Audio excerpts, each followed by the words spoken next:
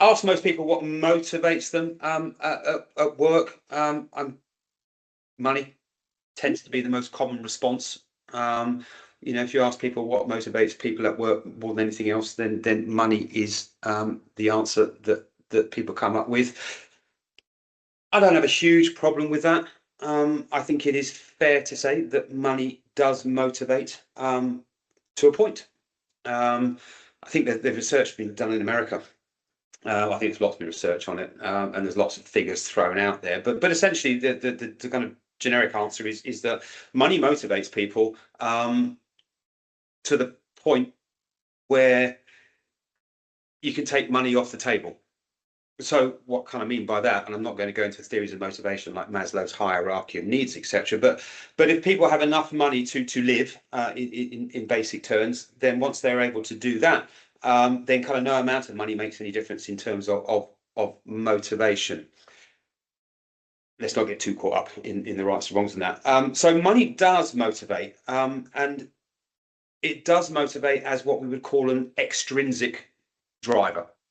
And I think that's what's important here, this idea of what we would call an extrinsic motivator. So that would include salaries, and then bonuses and pay and benefits and perks, and winning would be another one, by the way. So that you can't say that these things don't work, because they do. And people are motivated by these things. But to a point, and again, without go and have a look at Herzberg's hygiene factors. If we want a kind of more in-depth model of this one, again, it's back to that thing: is they motivate to a point, but then they just create expectation, and that's where the problem kind of comes.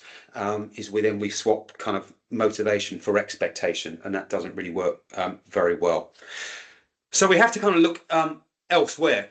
And of course, when we look elsewhere, then we start going to, I would suggest, where the real drivers of motivation lie, or the sustainable drivers of motivation lie, which is what we would call intrinsic drivers.